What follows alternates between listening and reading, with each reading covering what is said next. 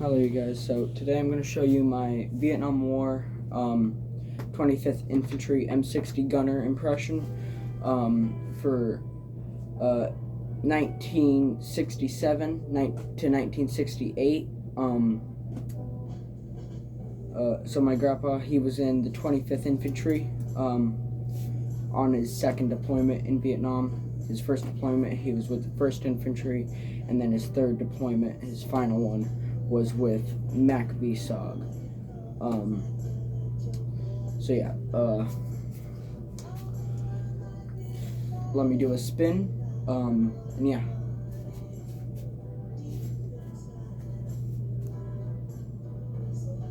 I got Vietnam music playing in the background if you can hear.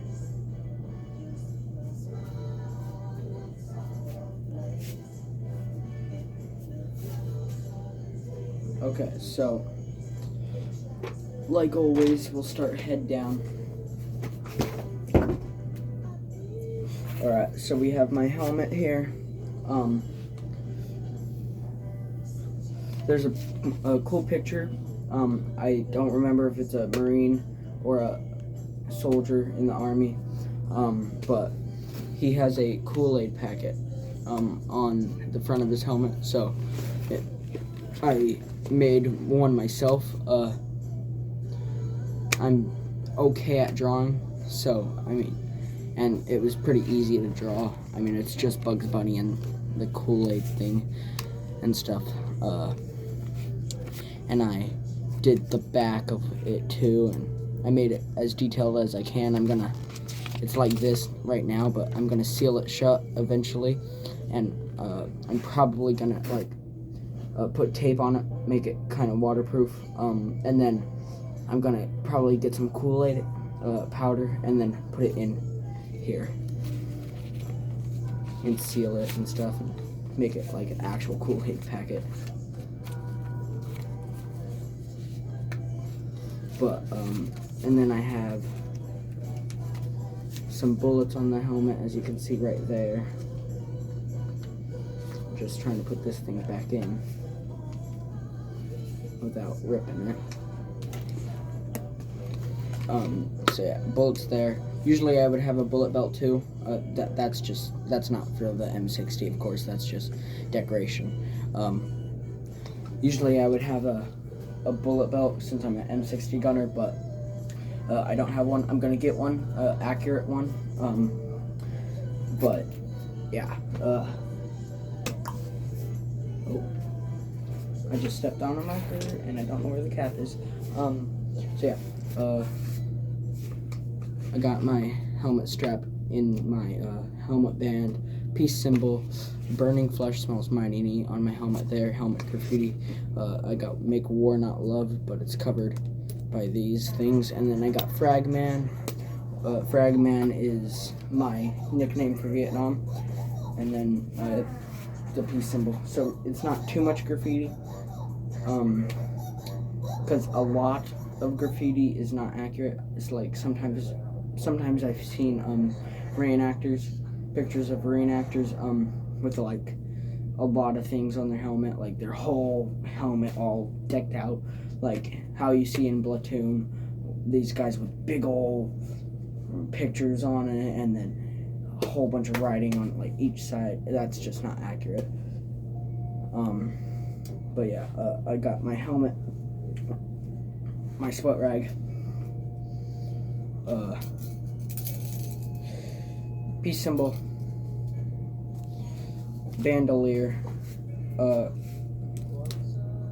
red lens flashlight, 25th Infantry patch, my rank patches, 4th grade technician sergeant patches on both sides. I have the 1st, 7th Cav, whatever you want to call it. It could be any Cav division really, because the Cav division patches were basically all the same, so they were all this. So yeah, I got my Claymore bag, M56 ammo pouches. They are just Alice They're Alice pouches from the 80s. I'm gonna get some actual M56 pouches, but my main priority with all my gear is getting a M41 jacket first, because I have a reenactment group here in California where I live that is 1st Infantry World War II. That's my main priority, and my World War II impression is almost done for 1st Infantry. But my Vietnam War impression, my reenactment group for Vietnam War is all the way in Texas. You guys might know some of their channels. Certified History Nerd is in that group. Flatlands Reenacting is in that group, and Historical Stuff with Grayson is in that group. So we're all in that Vietnam War reenacting group for 1st Infantry. Yeah. So yeah. I have a canteen pouch. It is a Alice canteen pouch. Not correct. Not M56 canteen cover, but I have a original canteen dated 1968. There. My Arvin rucksack. I'm gonna get a real Arvin rucksack, but like I said, I'm gonna get the M41 jacket first before anything. So yeah, I got that with my, if you can see it, that roll thing, that is my poncho, and then that thing up top there is a machete. Ow, and I just stepped on a goat head. See, these things are all around my desert. They're very spiky on each side, and I call them goat heads. So yeah, and then, of course, we got the M60 for a homemade, I guess you can say, M60. I don't think it is too bad. It was all colorful before, and now it's all gray. Still, M60s weren't this gray. They were more black, but I mean, it's better than it being yellow and purple and orange. So, yeah, I used a whole roll of tape on this thing. And also it was snapped in half, so. And then this was not here. I added this myself.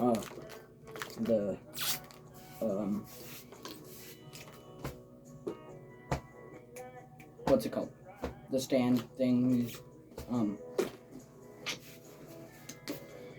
I don't think it's too bad for a homemade M60. Not great, but not too bad.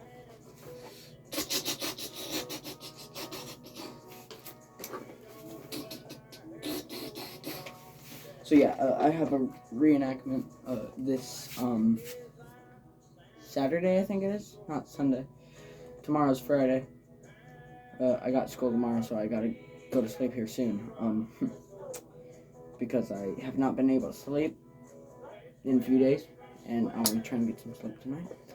And yeah, I think I went over everything. So my friend is gonna come over on Saturday. We are gonna hang out in the bunker. He's not gonna be here at the nighttime. I'm gonna be there at the nighttime. I'm not gonna stay the night in that bunker because it's in the desert behind my house.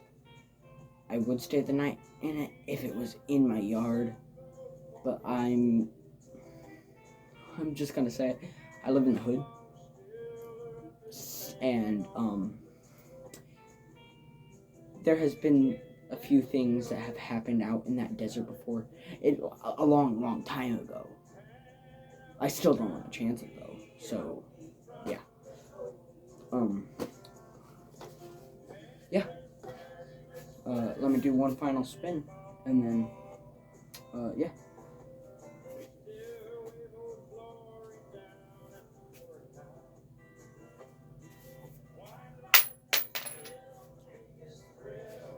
So before I go, I just want to say thank you to all the Vietnam War veterans, who made it home and didn't make it home.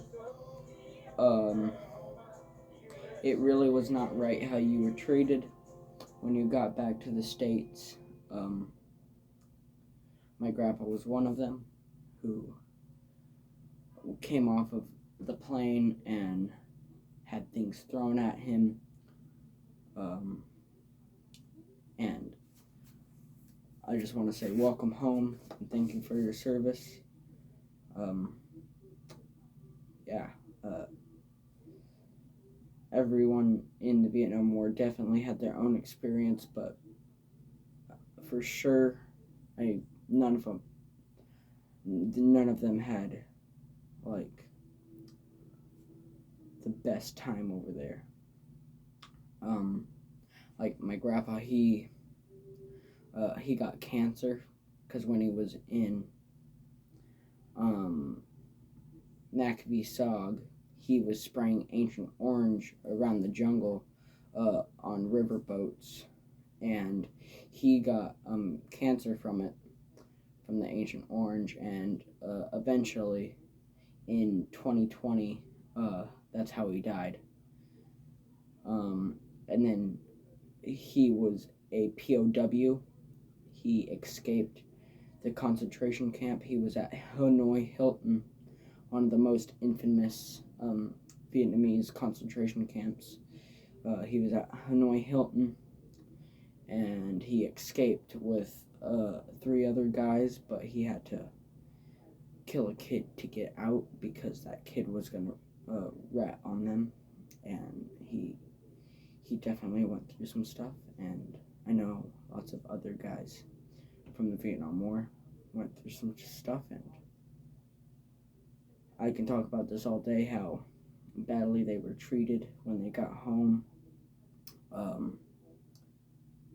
But yeah, thank you guys for watching, and yeah, see you guys in the next video, which will probably be the reenactment.